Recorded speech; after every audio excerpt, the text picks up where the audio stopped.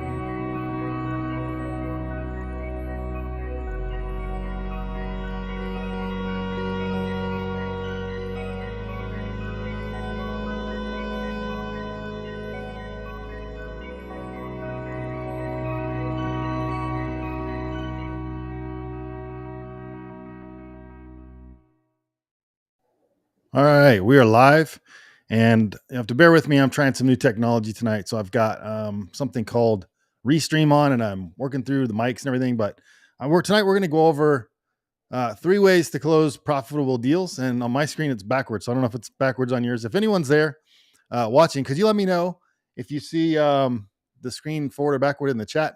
Go ahead and let me know. That'd be awesome. And we're going to cover the 3 ways to close profitable deals. And a couple different ideas I had for this are how to do this without having to know a ton about marketing. And if you don't know much about me, if you do, I'm Chad Lauer, and I have built my career in real estate investing. Oh, it's backwards. Okay, well, we'll figure that out next time. I appreciate somebody letting me know that. And I can put in the chat here, I think, if you guys want to have your name show up on the screen, I can post it here so I know who you are. There's a link. You do something. I think you just click on that. It'll let you um, register yourself for free as a Restream user, and then you can you'll display your name on the chat as well. So someone anyway who's here saying that they said that it's backwards. A Facebook user, it says. Okay, cool. Pretty cool tool. So anyway, I was talking about my career in real estate investing and why that's important to you. So if you're doing any real estate investing, you've been out there getting deals. You find that I know at least when I got started, I thought, well, I'm just going to go out there. I'm going to go find some deals, and I'm just going to go find some real estate agents who can find me some really ugly houses, some beat up houses that need a lot of work, and nobody's going to want them. I'll be able to go buy them for about whatever I want, make a big profit, and then there won't be any competition. But I found that wasn't the case. So what happened was I went to one of my first properties to look at, and I remember when I walked up to the front door, man, this thing was so stinky. It smelled so bad. I walked in, I walked right back out. I was just like, I gotta take a moment and prepare myself. It stunk so bad. It smelled like there were 50 dogs inside the house. Then nobody ever let them out, if you can imagine. It was terrible. And so I looked through the property real quick, and we walked around. I thought, oh shoot, this could probably be bought pretty reasonably. And this was, I don't know, 8 or 10. This is probably 10 years ago. And at the time, in my area, I thought for that house, $100,000 would be a lot of money, and nowadays it wouldn't be, of course. And back then it would have been a good deal, but I didn't know. I was so new. So I saw that they wanted like $100,000. It was all beat up. It needed at least $100,000 worth of work, and I couldn't even see that house being worth $200,000. So I figured by the time I got all done, if I was to fix it up and and do the work that it took to get that house ready for someone to live in it and make it quit smelling like nasty, dirty dogs, then I probably would lose money on the house. So I found out too, the agent told me there were 7 other investors that were putting offers in on the house. And if I wanted to buy the house, I was going to have to even offer more than what they're asking for the house, which I thought was ridiculous. So I moved on, and I decided I was going to go ahead and start finding some wholesalers. So I found a wholesaler. The wholesaler showed me a house. He said it needed, I think, a $25,000 repair budget. Told me ARV on it was supposedly a 3-bedroom house. ARV was supposed to be, I think, after repair value, supposed to have been around 150,000. And when I took a look at the property, let's get rid of that comment. When I went to take a look at the property, I went out and looked at it, and I was walking through looking at their repair sheet, and their repair sheet said, I probably have a copy of that somewhere, but the repair sheet said that it didn't need a roof. It didn't need much work, needed some carpet, paint, and flooring, and that was about all they had on there. It was pretty wild because when I walked through the house and I looked up at the ceiling, I could actually see the sky. The only house I think anyway, the only house I can, well, probably not true, but one of the only houses, if not maybe one or two others, that I could ever walk through the house and actually see the sky through the roof, through the ceiling.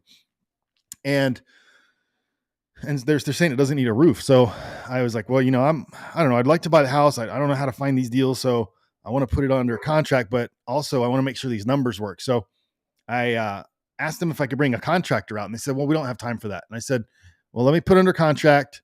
I think they're asking like 45,000 for the house. They said the ARV was 125. They said it needed $25,000 worth of work. So by their numbers, if I bought it for say 45 or 50,000, I think it was, put 25 in it, got it for 75, and then I could sell it for 125. I could see how I might make 30 or $40,000, and that seemed okay to me. But what happened was, I went out and brought I put the property under contract. I wrote a check for the deposit. Luckily, it was a check. And then the very next day, I came back with a contractor to give me a bid. And contractor walked through the house and laughed at their repair estimate sheet and said, "Gosh, I don't know. I mean, this house needs a lot of work." He said he came back with a bid of about $80,000. So now, if I took the $80,000 that they wanted, that the contractor wanted to fix up the house, and I added the 45, or let's just call it 50 plus 80, now I'm at $130,000 once I get the house all fixed up and I buy it. And I couldn't even find, I would lose money, because if I sold it for 125,000, I think they were saying it was worth, pay the real estate agent, pay the taxes, pay the insurance, pay all the things it takes along the way to get to that property through to get it sold. Then by the time I did the math and by the time I got to the end, I would have lost money. So that wasn't going to work. And luckily I told them, I said, I think your numbers are way off and this isn't going to work. I need my deposit back. And they didn't want to give me back my deposit. So I ended up actually canceling the check, which luckily I could do, but I wasn't going to, their numbers weren't right. They were pretty much lying to me. So I ended up, I'm not going to tell you all the stories tonight, but I ended up going and looking at an auction, and the auction house, when I went there, that property was another one that was in horrible shape. And there was there were probably 200 people in the yard trying to buy this house, like at this auction for this house. And, when you go there and there are people I was overwhelmed. We pulled up in the truck and I looked out there. I was excited. And I looked out there. My heart sunk down in my chest. I started sweating. I was like, my heart's pounding. I'm like, oh no, I'm just feeling totally let down, just depressed and sad about the fact that I'm going to another property and it's not going to be a good fit because there's so many people there. But we stood around, elbow to elbow, squeezing through all the other investors that are out there. And by the time we get through watching the auction go through, we ended up, the bids went up. The house was, I think that one ARV was around 225, 230,000. Bids went up to 180. And this house was another one where had holes in the roof. I don't think this one had a hole through the ceiling, but it had holes in the roofs. It needed updating, needed some work. And, we figured at least a $30,000 or $40,000 rehab budget. You do the math again, buy it for 180, you get 30 or 40 into it, sells for 225. You pay the agent, pay the insurance, property tax for a while, pay to mow it, pay for utilities, pay the contractors, all these things. And by the time it's over, you don't have a deal you can make any money on. So you actually probably lose money again. So I'm figuring, well, only person who can actually buy that house, somebody who's going to keep it as a rental. Maybe they're paying cash for it, or they're going to end up in a situation where they have to move into it, or they're going to lose money when they go to sell it, which a lot of investors end up doing. So, so what we're at right now, we're at a place right now. And guys, if anybody has questions here while we're on this call, I'm going to probably stay here for about another 20 minutes. So if you have any questions, go ahead and you can put them in the chat, or start thinking of what those are, write them down. If you have any questions for me about anything, and then we'll go over those toward the end. But when we're buying properties from sellers and we're going to these auctions, going through agents, going through wholesalers, all this stuff, there's two different ways you can think about this. Number one is we can buy the properties in public, or number two, we could buy them in private. Okay. And my thinking is this: most investors are out there buying them in public. They're going to meet with realtors. They're buying them on a competitive market where they're listed. If not, if they're not on the market, like they're still in public because those agents have told other people. They're showing them to other people. They're telling other people. Wholesalers are blasting it out to a big email list. And the other way we could do it is buy them in private. So we can buy them directly from the motivated seller, where we get a seller. We can either go out and find them or get the sellers to come find us, which is what I prefer. I don't like to go chasing sellers. I like getting them to come chase me by attracting them. So if we're going out like door knocking, cold calling, if you have like zero budget, maybe that's the way you need to get started. But you're better off if you can find a way to generate leads by putting a message out there that gets in front of a seller and lets them decide it's maybe a good fit to work with you. So with that, what we do, we have different types of marketing strategies we can put in place to attract sellers. We'll talk about those. So when it comes down to this, though, you want sellers to find you that are only working with you, or they're not interested in having a lot of showings. They're not interested in having open houses. Maybe they're a little bit embarrassed by the condition of the property, and they don't want to have a bunch of people walking through the house. They don't want to let all the neighbors know that they're going through a tough situation. And, with everything that's going on right now in the world and what's going on with the current climate in the economy, we're on the edge of, maybe we're going into a recession. We're definitely in a buyer's market when it comes to houses. Now, if you think about this, would you rather be in a situation when you're going to buy houses that it's a buyer's market or a seller's market? If you're buying houses, right? Is it more advantageous for you to buy them in a buyer's market or a seller's market, right? And I'll tell you this, there's a lot more wealth created during an economic downturn than there is during great times. Great times, everyone can make money. But in the times when things are tough, there's a few people that get extremely wealthy. I mean, there's a lot of people that do that, but I know for me, and if you read any of the posts I put up with this announcement for this live, during the last recession back in 2008, I was in a motorcycle wreck. I about killed myself. I got in a motorcycle wreck, got my left leg pretty mangled, had to have it reattached, couldn't walk for about 2 years, and had to create a new business. So when I did that, I was doing this alongside the economy that was really, it was for me the toughest economic time I've ever been through. But for me, we turned it into, you take a lemon that falls on the ground, you pick it up and you make some lemonade out of it. And that's what I did, is I went out and found, how am I going to not only survive physically this accident I went through, and but also how am I going to survive financially? And one is tied to the other, where my hospital bills I need to pay, the insurance, things like that, to keep me alive, or to really just get me back into the situation, back into on my feet, so I can walk and get my leg healed, so I'm not in a wheelchair.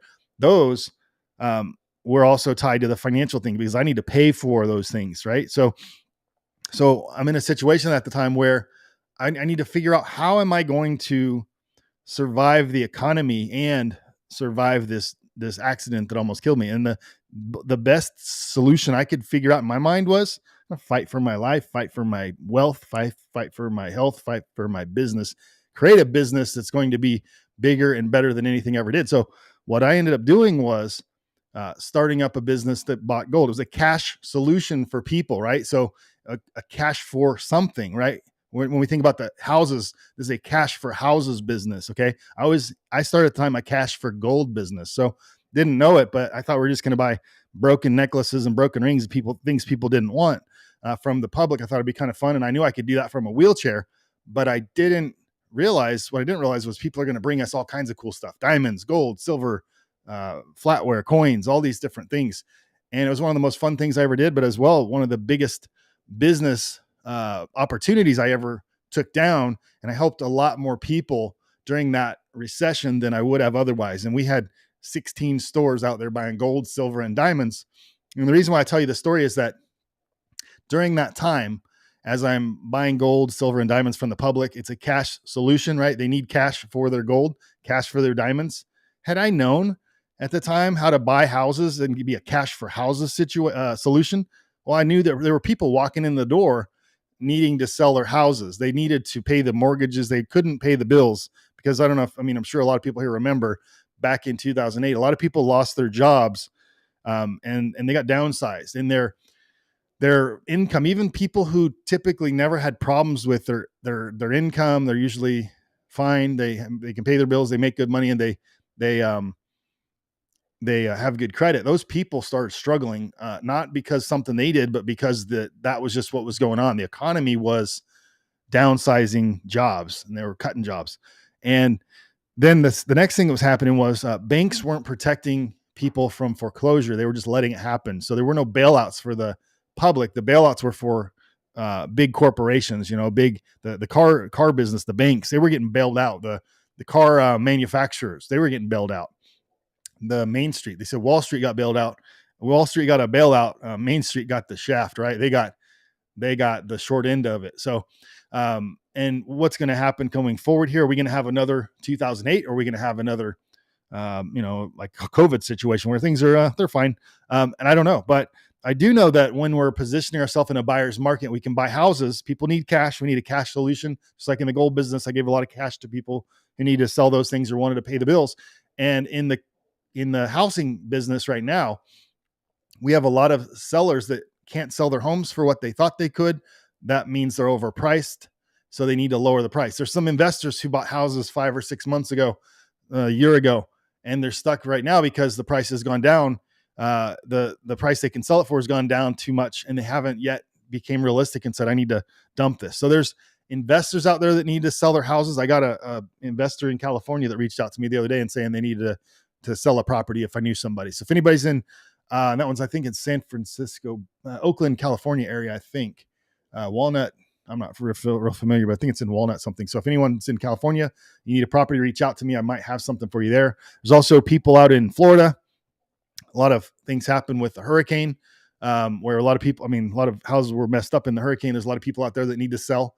They are having trouble with those properties. We need to get those moved, right? So there's opportunities there. There's more opportunity right now than there has been in the last 5 or 6 years for buying houses. And you can make money selling houses, buying houses, if you buy them right. So right now, the thing to do is not pay too much for the houses, buy them less. So one thing I was looking at earlier, I was looking at a scripture that popped out of a book I picked up today. Just opened it up. First page I saw, it says this is pretty interesting.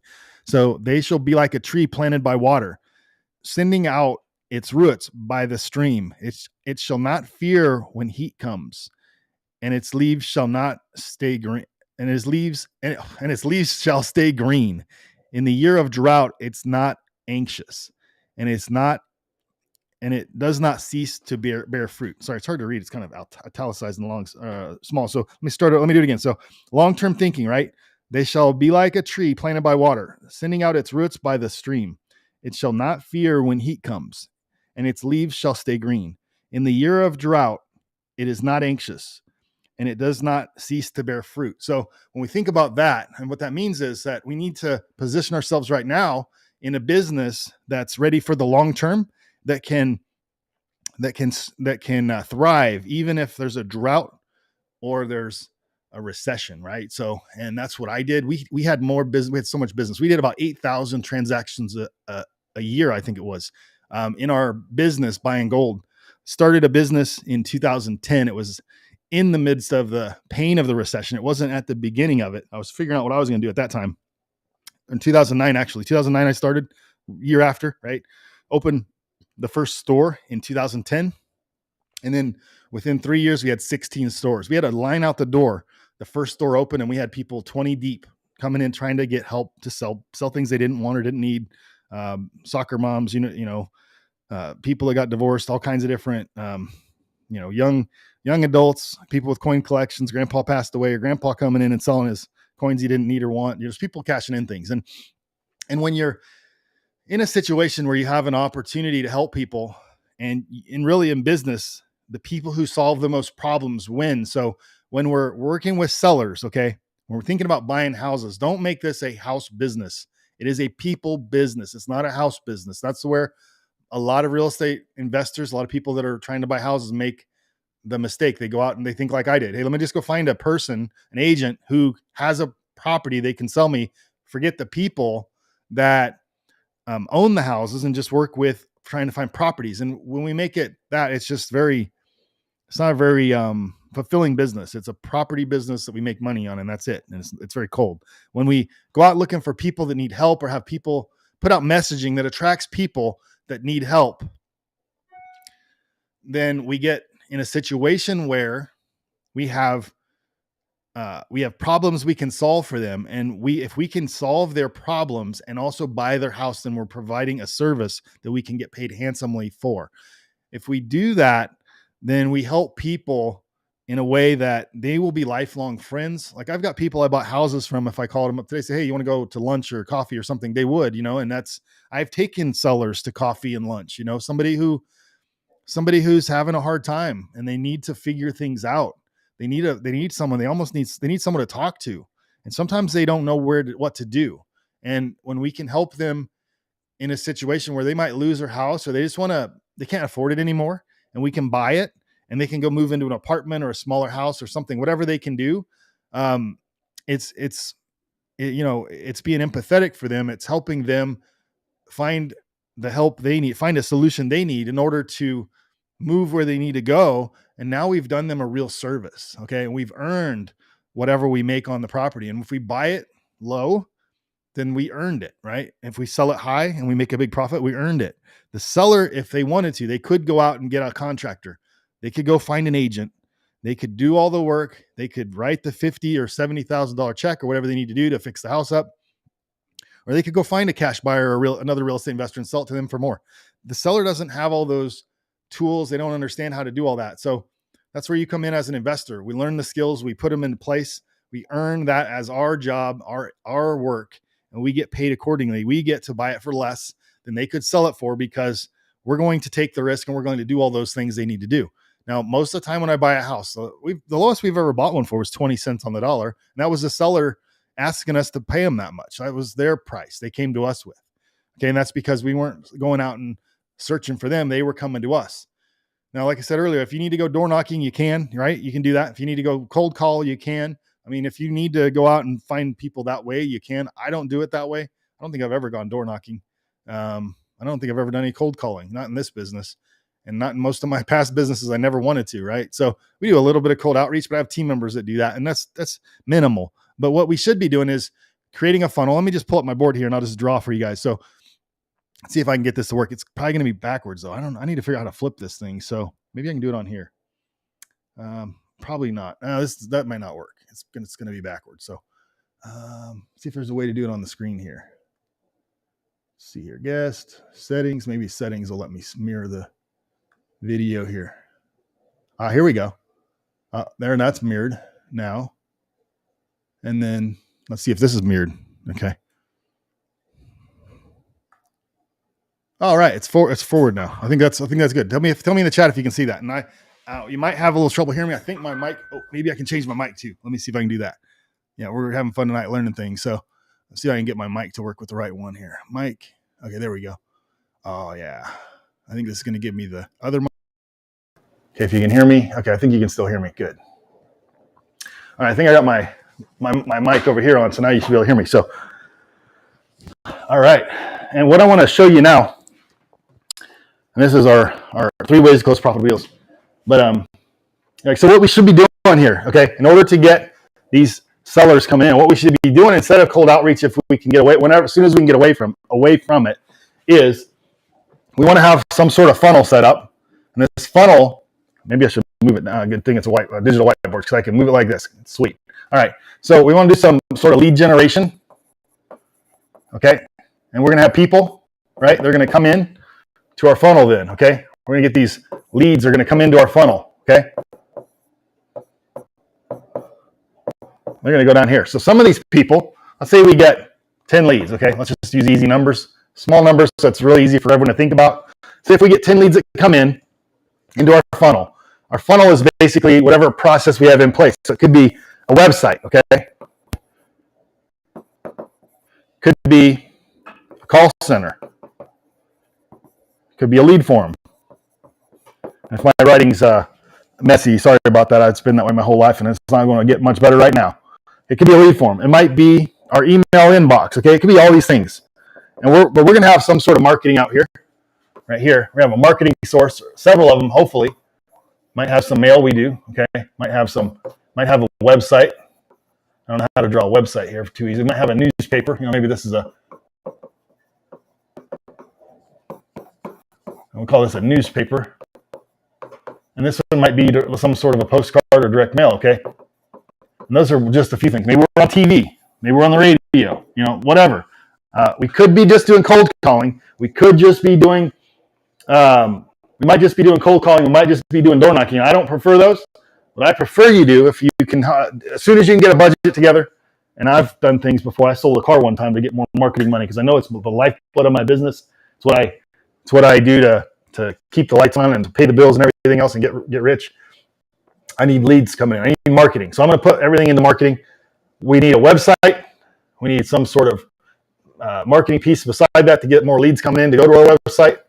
And we need something to follow up with people. So we get these leads come in. Let's say we get 10 leads come in. They come in. They see us in the newspaper, see us on TV, wherever. They go to the website. They check us out. Then they give us a call, right? They call our call center, or they send us an email, or they fill out the web form, whatever. They do one of these things. We got 10 people that show up in this. Sorry, it's getting messy. 10 people that show up in our funnel. And out of those 10 people, maybe one of them, let's say 3 of them set appointments with us, okay?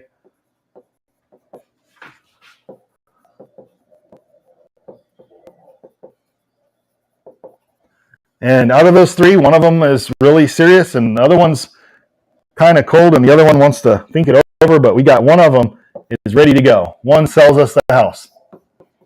Okay? So we get 10 leads, maybe one sells. That's kind of the way the funnel needs to work. Now, what we can do is we can send direct mail to the other 9 people. We can even send it to the one that sold us and ask him for some referrals. We could call these people. I would rather see you spending your time calling these people. So we got these 9 that didn't sell. I'd rather see you calling them, visiting them, set appointments for a second meeting, go to coffee, see how you can help them, because you can probably take another 2 or 3 of those and get them to sell as well. The most I've ever done out of 10 leads, as far as I know, we had 10 leads come in. I got 5 of them under contract and bought them all. So out of 10 leads at one time, we got 5 properties. Right? So I guess I could do it like this. We say, so we had 10 leads, 10, make it a little more fun. And we got 5 houses. Okay? And that's by just working the process and following up and just being a really good problem solver and giving them a good solution and, and helping people, like creating a real solution to help people so that we're not just like looking for a house to buy. We're actually looking for people that have problems they need to solve and we're being a friend to them. And I always think it's better to do this, and I hope you'd agree. But if you can first make it your priority to make friends with these people and help them.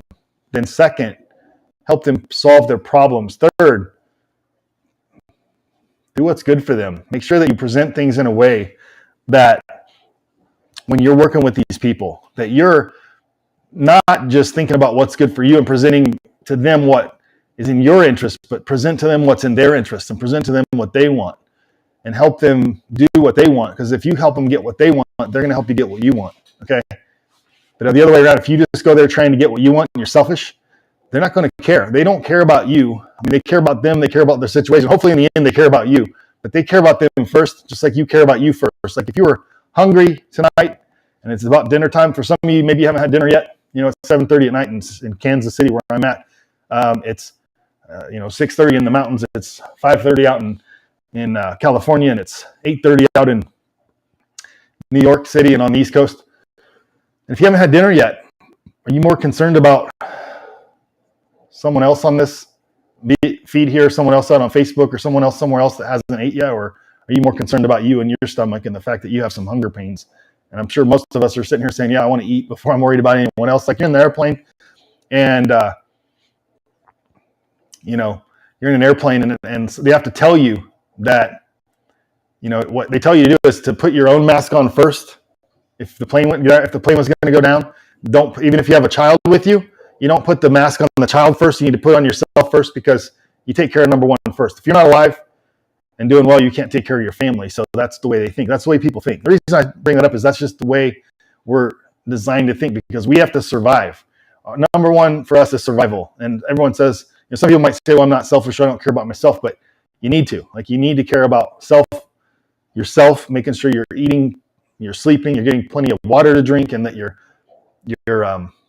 in a situation that's good for you, so you can help other people. Because if you're not healthy, it doesn't matter if you get wealthy, because being sick and rich is stupid. So you need to be healthy, right? So that's why we need to take care of them and their first priority themselves, and make sure that we're presenting things in a way that come across to them like we're looking out for them, because we need to. We need to make sure that we're presenting things that are good for them. So hope that helps you there. So number one, when you come down, I've showed you a few ways to buy houses.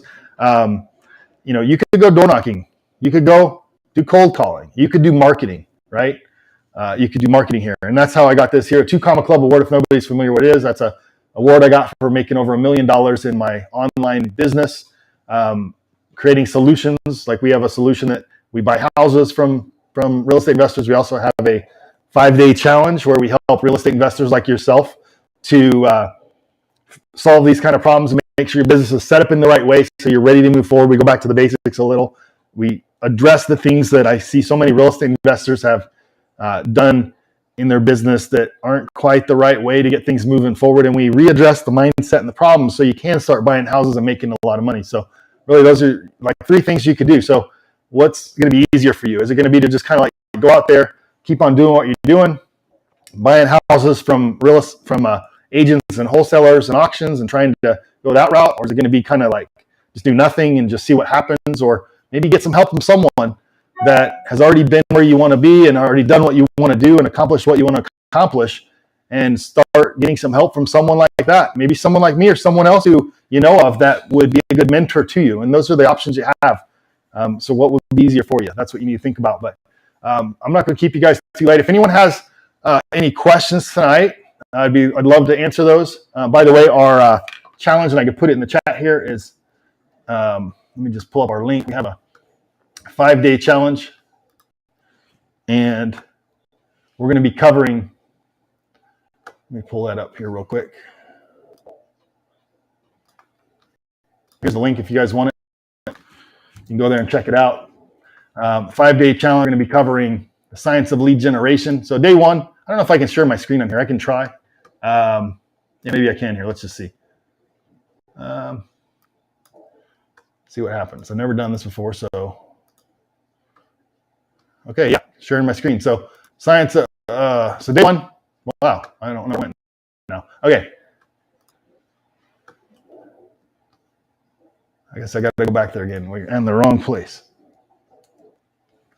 All right, so there's a little video you can watch here. I talked about what we're going to do in the challenge. We're going to have a 5-day challenge. It's going to start on December 12th, so don't wait too long. It's going to be filling up fast. It already is filling up, but we got a few spots left. There's a video you can watch that explains about the challenge and really about what the purpose of it is, how we're going to help you. There's some investors I've worked with that talk about how I've helped them to go from maybe not doing any deals yet to getting their first 6-figure deal in some cases. We have a lot of information on the page about that. There's some different things we're going to be covering here, like how you can become a master deal maker, exclusive access to the 5-day challenge community. So there's going to be other investors like you where you can make friends and start networking, and also hold each other accountable.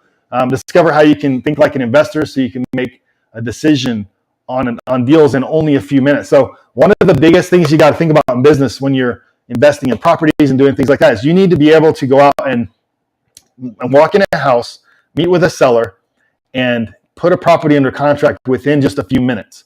Okay. And so when I buy most of my houses, like I told you earlier, we bought 10 houses, or out of 10 leads, we got 5 houses, and we bought most of those on the first visit. So we got them under contract, right? On the first visit, right then and there, within 30 minutes to an hour, typically, making a decision, putting it under contract, and walking on and moving on to the next one.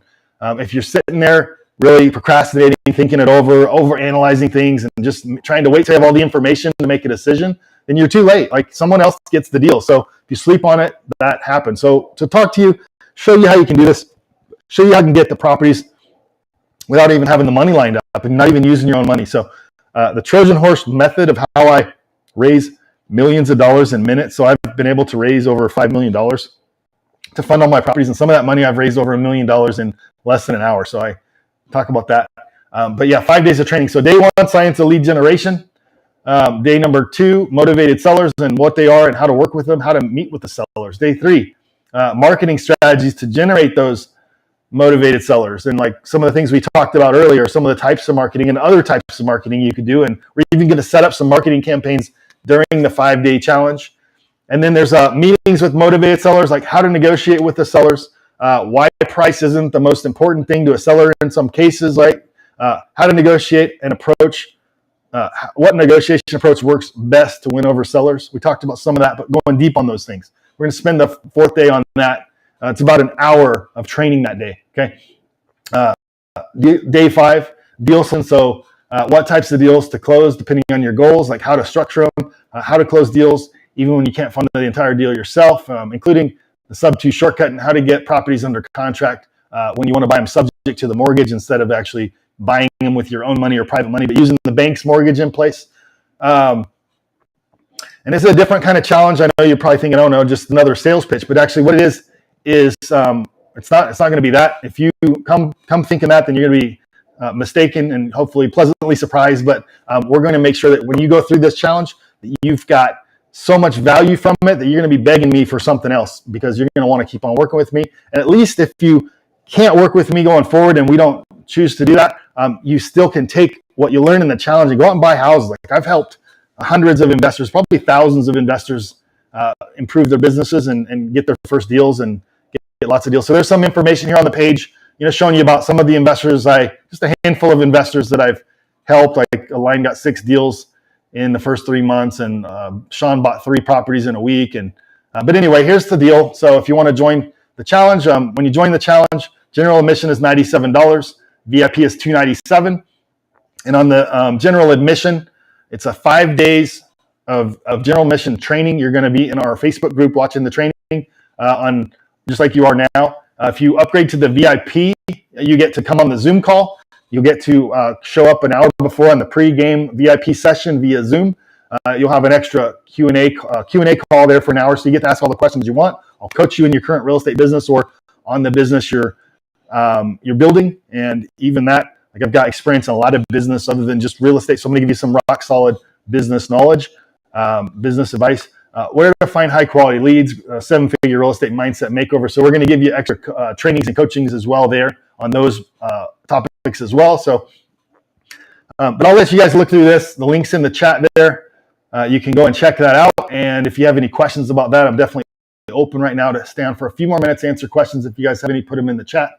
And if not, that's cool. So I think I'm going to stop my screen share here and go back to the video.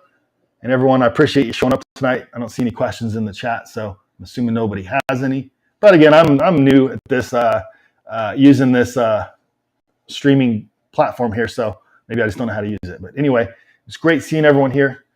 Have a great night, and I will see you soon. Thanks a lot.